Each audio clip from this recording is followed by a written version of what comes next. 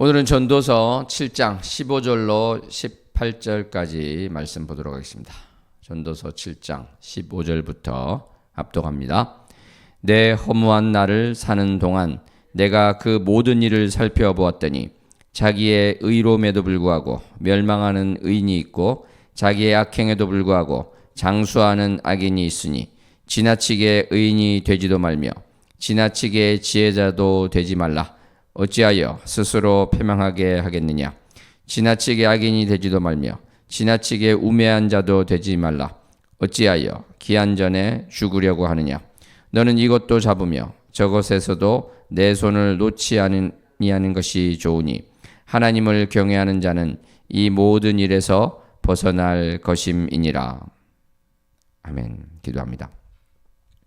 하나님 아버지, 감사합니다. 사랑합니다. 오늘 말씀 가운데 친히 깨우쳐 주시옵소서.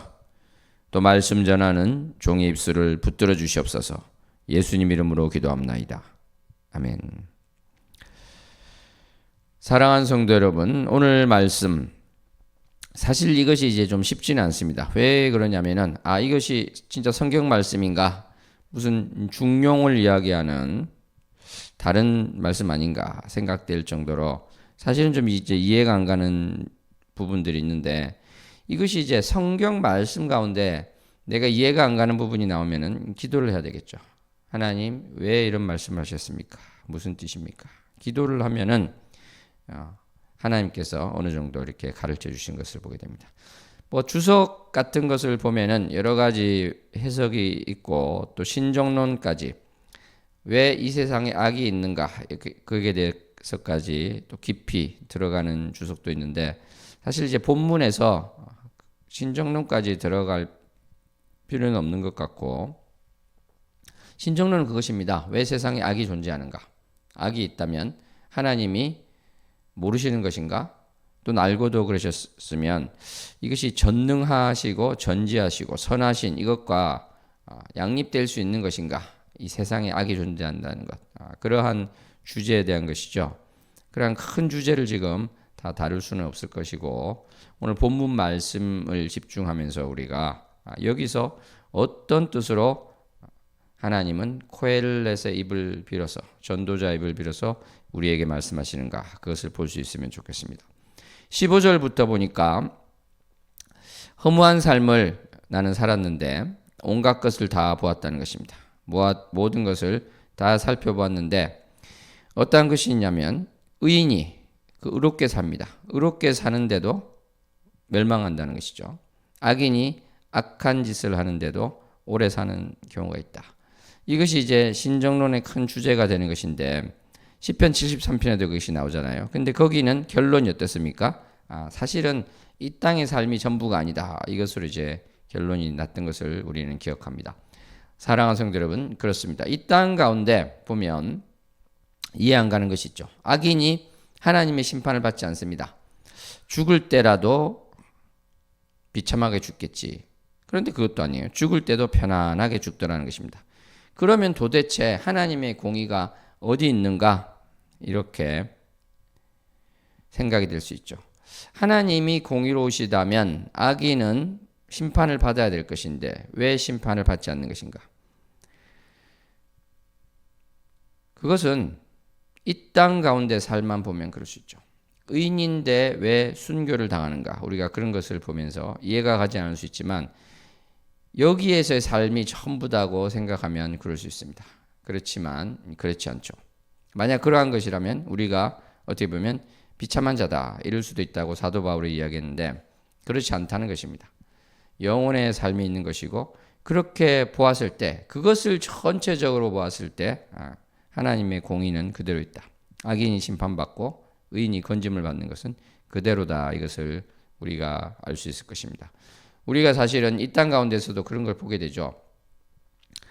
일시적으로 좋은 것이 있는데 10년, 20년, 30년 가니까 그렇지 않더라.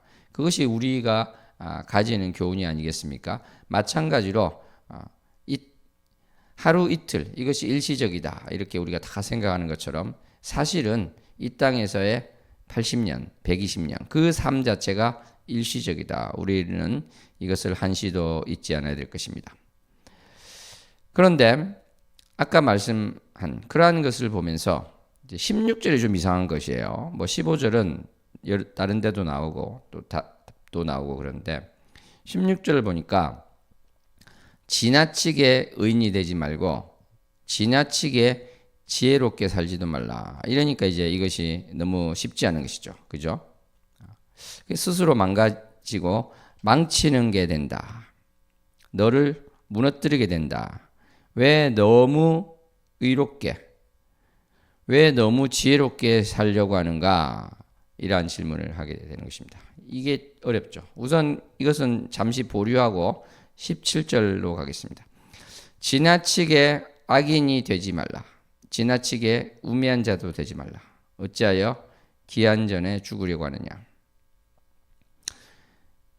이것도 이제 보면 15절하고 딱 맞는 것은 아니죠. 그죠? 왜냐하면 악인이 그렇게 바로 멸망하지 않고 장수하는데 지나치게 악인이 돼도 장수하는 것 아니야? 이렇게 15절과 연결하면 뭐가 맞지 않는 것 같지만 어쨌거나 이제 17절만 보면 어떻습니까? 지나치게 악인이 되고 너무 악하게 살려 하지 말고 어리석게도 살지 말라는 것.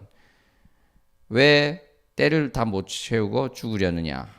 이것은 우리가 뭐 길게 이야기할 필요가 없을 것 같습니다. 그죠? 여호와를 경외하지 않을 때 그렇게 되지 않고 일반적으로 우리가 말하는 하나님께서 기뻐하시지 않는 삶이다. 이것은 우리가 다 생각할 수 있을 것입니다.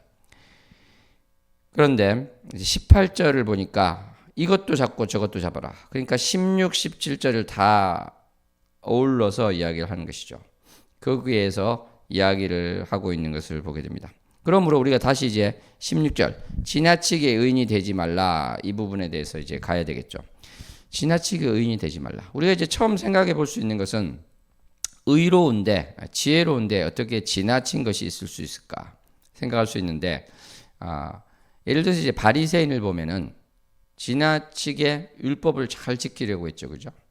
그런데 그것이 하나님의 뜻과 사실은 어긋날 수가 있습니다. 왜냐하면 자기도 모르게 자기 의를 쌓게 되는 경우가 있고 내가 이것을 의롭게 올바르게 지혜롭게 해야지 하는데 이것이 내 기준으로 될 수가 있는 것이죠. 나의 생각에 나의 소견에 옳은 대로 사실은 처음 출발은 하나님 보시기에 바른 것으로 이렇게 했을지는 모르지만 하다 보면 그렇게 되지 않을 수 있다는 것입니다. 바리새인들 사실은 악하기 위해서 그런 것은 아니었거든요. 그죠? 율법을 잘 지키려고 했습니다. 그런데 자기들 기준에는 예수님께서 안식일에 병자를 고치는 게 맞지 않는다는 것이죠. 백보양보에서 죽어가는 사람을 살리는 건 모르겠는데 어차피 이 사람 지난주에도 아팠고 그 지난주에도 아팠고 10년 전에도 아팠던 사람인데 그전에도 눈을 못 뜬 사람인데 이런 사람 그전에도 손 마른 사람인데 이러한 사람을 굳이 안식일에 왜 낫게 해야 되느냐? 다음날 해도 되지 않느냐? 어떻게 보면 또 합리적인 것도 같잖아요. 그죠? 그렇지만 어떻습니까? 자기 아들이 우물에 빠졌을 때 나귀가 빠졌을 때 자기들은 다 건져낸다는 것이죠. 사랑하는 성도 여러분 바로 그러한 것입니다. 내가 의롭다고 내가 지혜롭다고 하는데 하나님을 떠난 것 하나님이 진짜 원하시는 것이 무엇인지 보지 않고 나의 고집대로 내가 생각한 반대로 쭉 밀고 나가는 것 좋은 말로 하면 우직한 것이지만 나쁜 말로 하면 고집이 센 것입니다. 그것을 깨달아야 된다는 것이죠. 의롭다는 것, 하나님의 공의를 실천한다는 것 이것이 맞고 이것이 그러지 않느냐 그것이 다 맞는 것 같은데 예수님께서 사실은 저는 이 말씀 묵상하면서 그러한 생각이 났는데 예수님께서는 어떻게 하셨는가 보면은 예를 들어서 오른뺨을 쳤습니다. 겉옷을 내놓으라고 합니다. 오리를 가자고 합니다. 다 부당한 것을 이야기할 때 그것은 맞지 않아. 왜 그렇게 하느냐? 거기서 다툴 수 있죠. 싸울 수도 있고 따질 수도 있습니다. 그렇지 않습니까? 그것이 사실은 공의로운 것이고 정의로운 것이고 맞는 것이죠. 어떤 것이 틀리고 어떤 것이 맞고 어떤 것이 부당하고 그것은 옳지 않은 요구다. 다 이야기할 수 있는데 예수님께서는 어떻게 말씀하셨죠? 그냥 왼뺨을 돌려대라. 속옷을 가지고자 하는 자에게 겉옷을 내어주라. 뭐 누가복음 또 반대로 되어 있습니다만, 오리를 가자고 하면 십리를 가라. 손해 보는 것을 택하라고 말씀을 하시는 것입니다. 그러니까 그 전에 우리가 가지고 있는 기준, 내가 가지고 있는 기준하고 주님의 기준은 맞지 않는 것이죠. 어떻게 보면. 그러니까 18절에 있는 것처럼 하나님을 경외하고 주님의 사랑으로 우리는 나가야 된다. 어떤 것을 잘못을 따지고 그렇게 하다 보면 한도 없고 끝도 없더라는 것입니다. 그냥 너가 손해봐. 그냥 너가 주님의 사랑으로 사랑해라. 그렇게 되는 것입니다. 그러니까 이것도 마찬가지가 되는 것이죠. 저는 어떻게 보면 이 기독교 국가에서 이러한 것들이 흔적이 계속 남아있는 것 같아요. 뭐 어떤 면에서 보면 사회적으로 여러 면에서 이건 기독교적이지 않은 것 같은데 그런 것도 있지만 또 그런 것이 있는 것을 보게 되는 것이죠. 미국 판사들이 어떤 재판을 할 때 보면은 법에는 이렇게 하라고 돼 있는데 전 참 놀라운 것을 많이 봤습니다. 당신이 정말 나라를 위해서 정말 목숨을 내걸고 싸운 그런 참전 용사 아니냐. 그런데 예를 들어서 지금 주차 문제로 된 거 이거 나는 당신에게 무죄를 이야기하겠다. 어떻게 보면 맞지 않죠, 그죠? 법적으로 이 주차 위반을 했어요. 그런데 당신이 살아온 모든 삶을 볼 때 내가 정말 이 나라를 위해서 목숨을 바쳐서 했는데 나는 이것을 당신이 굳이 벌금을 내지 않더라도 되게 되겠다. 그러한 사람이 있는 것입니다. 저는 이제 그전에는 보면은 어떤 분이 이제 홀어머니가 되었을 때, 그러한 주차 위반이 됐을 때, 내가 돈을 대신 내줘서 이것을 일단은 벌금을 내게 하겠다. 그러한 판사도 있는데, 그런 판사도 있지만, 아까 말했듯이 그냥 무죄로 이렇게 하는 경우도 있다는 것이죠.